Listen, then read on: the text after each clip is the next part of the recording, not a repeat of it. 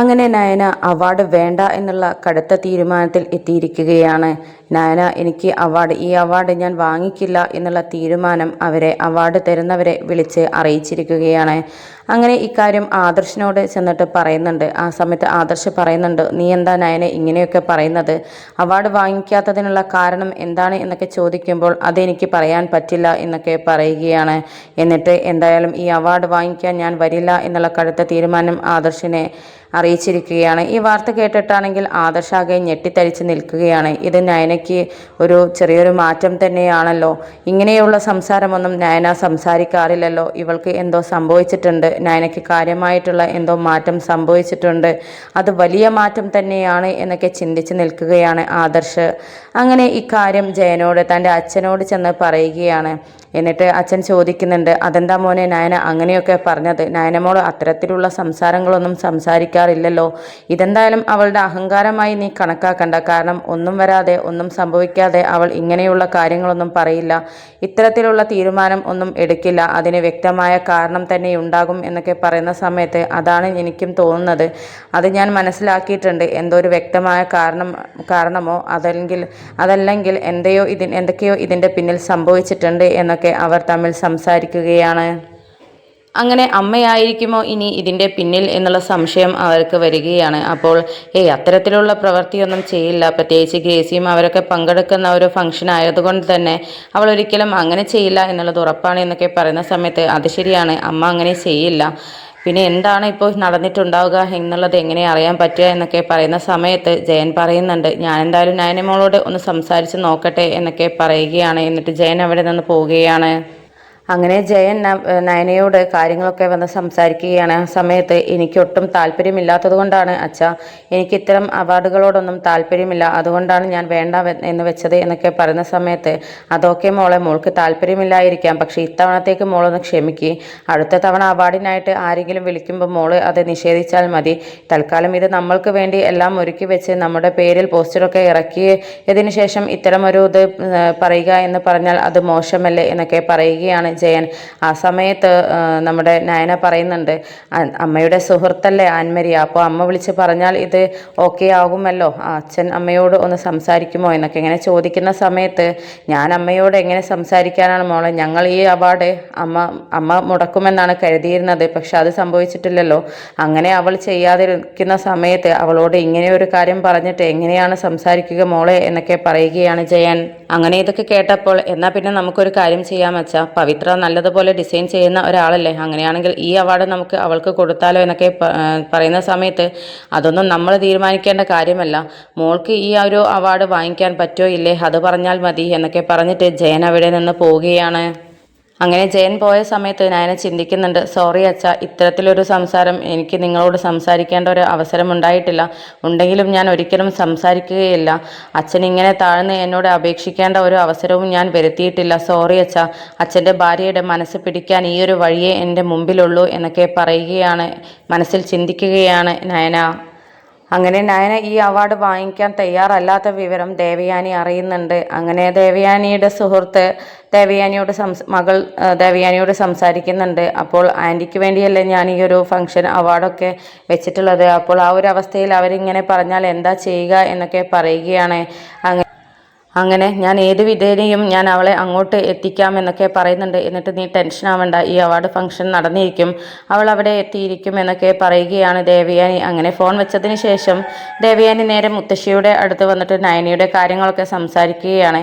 അച്ഛൻ ഇവിടെ ഇല്ലാത്തത് വലിയ കഷ്ടമായി പോയി, അതുകൊണ്ട് തന്നെയാണല്ലോ ഓരോരുത്തരും ഇവിടെ തന്നിഷ്ടമൊക്കെ കാണിക്കാൻ തുടങ്ങുന്നത് എന്നൊക്കെ ഇങ്ങനെ മുത്തശ്ശിയോട് പറയുന്ന സമയത്ത്, അല്ല ദേവയാനി, നീ ആരുടെ കാര്യമാണ് ഈ സംസാരിക്കുന്നത് എന്നൊക്കെ പറയുകയാണ്. അപ്പോൾ അത് പിന്നെ അമ്മേ, മറ്റാരുടെ കാര്യമാണ്, എനിക്കെൻ്റെ മരുമകളുടെ കാര്യമല്ല ഇപ്പോൾ സംസാരിക്കാനുള്ളത്.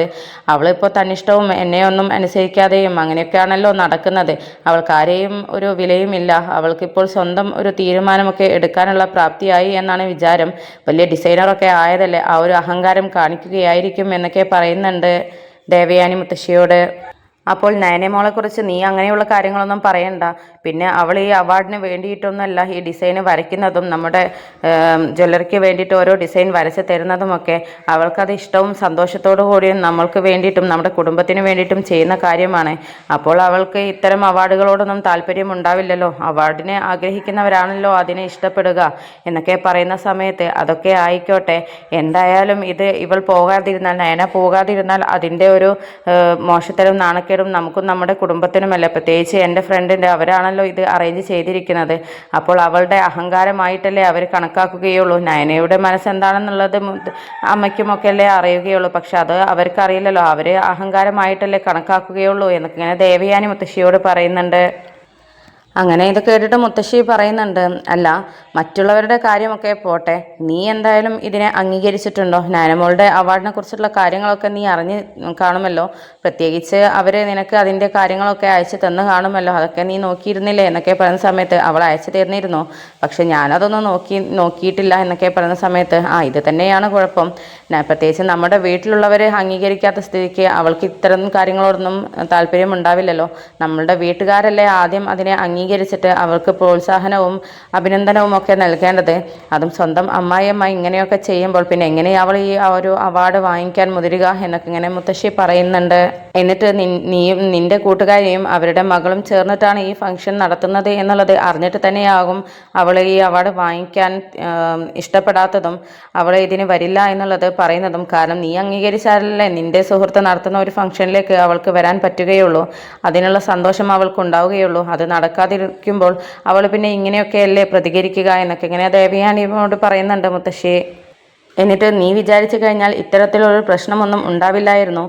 ആദ്യം നീ അവാർഡിനെ കുറിച്ച് അറിഞ്ഞ സമയത്ത് തന്നെ അവളെ അഭിനന്ദിക്കണമായിരുന്നു. എങ്കിൽ അവൾ ഇങ്ങനെ ഒരു തീരുമാനം എടുക്കില്ലായിരുന്നു എന്നൊക്കെ പറയുന്ന സമയത്ത് അതൊന്നും നടക്കില്ല, എന്നെക്കൊണ്ടൊന്നും അതിനൊന്നും കഴിയില്ല. ഞാൻ അവളോട് ഇങ്ങനെ അവാർഡിനെ കുറിച്ചൊന്നും അഭിനന്ദിച്ച് പറയില്ല, അതൊന്നും ശരിയാവില്ല എന്നൊക്കെ പറയുകയാണ് ദേവയാനി. അപ്പോൾ നിൻ്റെ അഹങ്കാരവും ഈ ഒരു സ്വഭാവമാണ് എല്ലാത്തിനും കുഴപ്പം. അത് ഒഴിവാക്കിയാൽ തന്നെ ഒരു കുറേ കാര്യങ്ങൾ ഒഴിവായി കിട്ടും. അവൾ ഇത്തരത്തിലുള്ള അവാർഡ് വാങ്ങിക്കാതിരിക്കാനുള്ള പ്രവൃത്തിയൊന്നും ചെയ്യില്ലായിരുന്നു എന്നൊക്കെ പറയുന്നുണ്ട് മുത്തശ്ശി.